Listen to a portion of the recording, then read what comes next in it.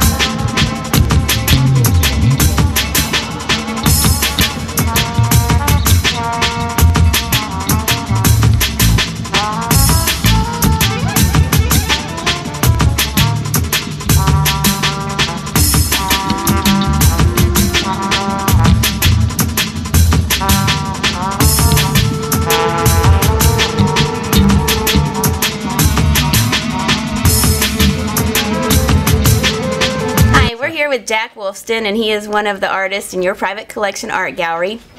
We're so fortunate to have Jack. He's very talented and very innovative and creative with metal, and Jack is going to tell us a little bit about how he makes all his fine art, and you're able to see him anytime at your private collection art gallery. He sells wonderfully, and he's gotten all kinds of awards, and he's going to tell us a little bit about them. Well, basically, as I take old rusty barbed wire and from the ranchers around here and chop it up and reassign it, called upcycling, I believe, and then hide all this nasty stuff in people's nice homes. Oh. So I'm doing my part for the planet. Yeah. Recycling. Well, no, this is upcycling. Oh, it's upcycling. Yeah. This is one of the upcycled pieces of art that he's done. This is a table that he usually puts his wonderful trees on. That is amazing. These scraps come from a friend of mine in Mineral Wells and the Cherokee Iron Works. He does chandeliers, and he has a water jet, and every week I get to go over and take all the pieces that he calls scraps, and I reassign them, and it's a lot of fun. Yeah, you can. He does all kinds of custom work and makes tables and stands like this, and anything that you want, Jack can definitely produce. And you want to show us a little bit how you do your art? Sure. And, why don't we go on over there, and I'll give you a little demo. All right. Jack is through and through a Texas boy. He you can see right here. Are you from Texas? No. Okay. But it rubbed off. Yeah. This is his invention here. Really, you know, high tech. Well, when you're using a torch or whatever all day long, your arm gets kind of tired. So I have these different weights that I put on here. This one's actually for this one. Holds it up, and it keeps this covering from catching on the metal while I'm cutting all these leaves and everything out. And then I can just drop it, and it doesn't go anywhere. That's great. And then I take one weight off, and then I can use my acetylene torch with this weight. I'm gonna actually move his weight today, though, so you can hook it on this. We can get, we can get there his work filmed. He's going to show you a little bit about his work right now, and I'm also going to, while he's doing that, tell us how he got started and, you know, what keeps him going on doing it. And it's fun. It's fun. Can't wait to get up in the morning and start to work or play. Let's put it that way. he's won all kinds of contests. This last year he got first place and best of show at the Texas State Fair, and we're really proud to show that piece in our gallery. It's a large tree, so when you get a chance, stop by and see it. But Jack has many beautiful pieces at our gallery. Go ahead. This here rose, I just finished a little while ago. It's out of 22 gauge cold rolled steel, and probably the 20 and the 22 gauge is the only thing that I buy. The rest of it is scrap stuff. This is the piece of metal that the leaves and the petals came from. And then I have these. These are the petals I keep in a pile, a can. So anytime I need a rose, I can just grab them and start working on it and get them done. And then when this looks like a piece of scrap to most people, and I take this when I'm done getting the leaves out of it, and I roll it, and then I'll cut it off and put a base under it, and it's a candle holder. So I try not to waste much of anything. Then the next thing is these trees that I build. It starts out with big rolls, you can see behind you over there, of barbed wire. And then I cut it into lengths about like this that I can straighten, twist together, or unroll, because the limbs they decrease in size. This is a single strand of the barbed wire, and then I add the drop down to baling wire, and then to tie wire. And this gives the effect, when you look at the tree, it gives a realism. It looks like a real tree with the size of the limbs. And this is how I start the base of a tree out. I tack a few pieces of barbed wire onto here, and then I start welding with my gas torch and do the roots and all the trunk of the tree. And then I'll come over here and I'm going to show you how I start the limbs that go on up and become the rest of the tree. Okay, actually the barbed wire got started here in Weatherford.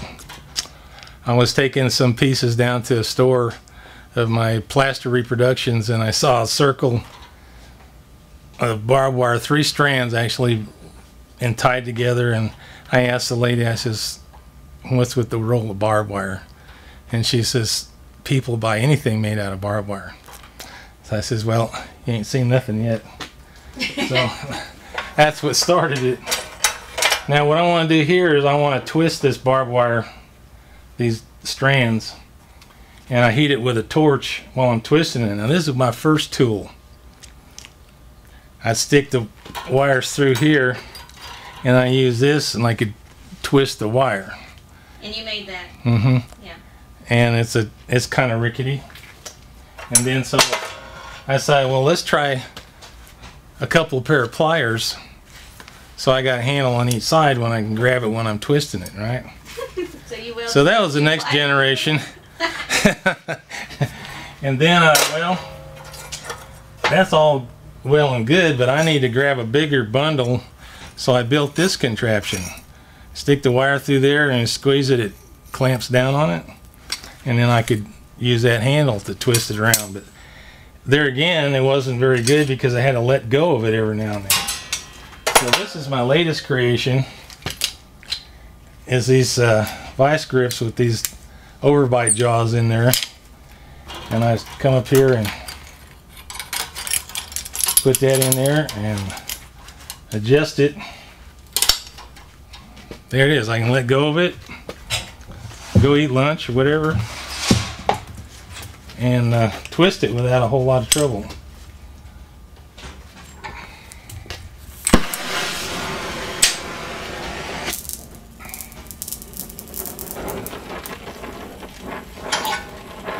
So right there, you're just annealing it, right? To make it more malleable? I'm getting it close to melting point. Yeah. Yeah, it gets hot, turns red, gets soft, and then I can start twisting it.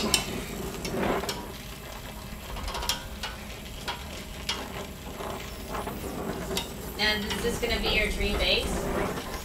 No, this goes on top of the base. This is the limbs. This is what the limbs get. They start out big like this.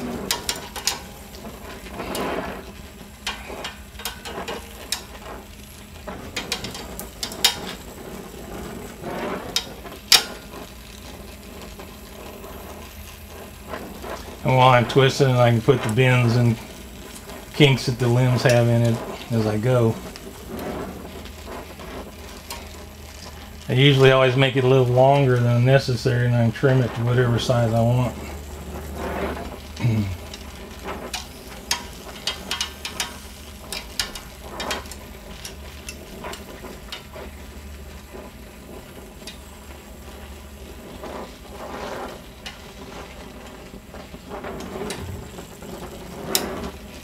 Can you tell us how you got started, like what you did in the past to, the work that you did in the past? Actually, the first metal art I did while I was just still in high school in Sutter Creek, California. Was that last year? Yeah, I was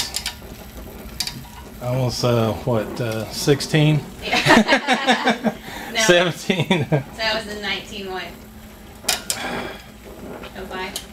Yeah. Probably closer to 67, 68. Okay. And then I got drafted and went in the Army, went to Vietnam, and became a combat artist in Vietnam. I didn't even know that until I got out of there and they handed me my paperwork and somebody had assigned me combat art. I had my own studio there in a hooch, and then I got involved in a lot of precast work. I was in the masonry business, and then I decided to go in the precast business and started building models and molds for a big precast company up in Denton, and did that for 17 years. And then, what are some of the big projects that you did, or that your company did? well, one of the local ones is where Chili's is on University going toward the zoo in Fort Worth. Mm-hmm. There's a lot of steer heads and on columns and everything. I did all those. And then I worked for a solid year doing sculptures for Texas Tech. And that's just starting out from just nothing, then just bringing you a picture, right? Yeah, they got the architect has an idea, and then I have to make that happen for him. Yeah, and that's from ground zero to and installation. yeah, we did three new buildings out there and the new stadium.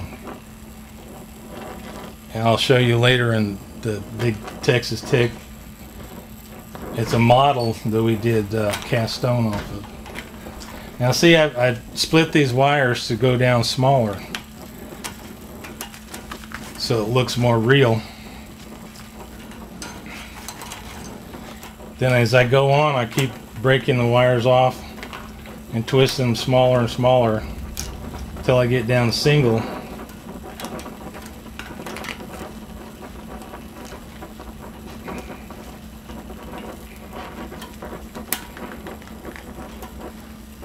So how long does it usually take you to make a tree?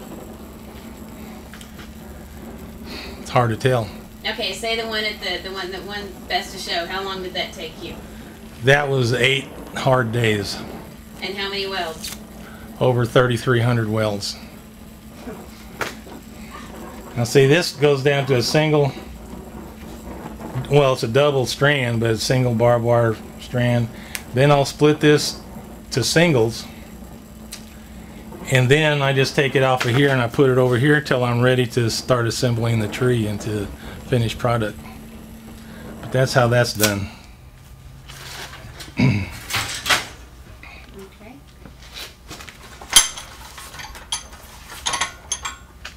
How many years you been doing the trees?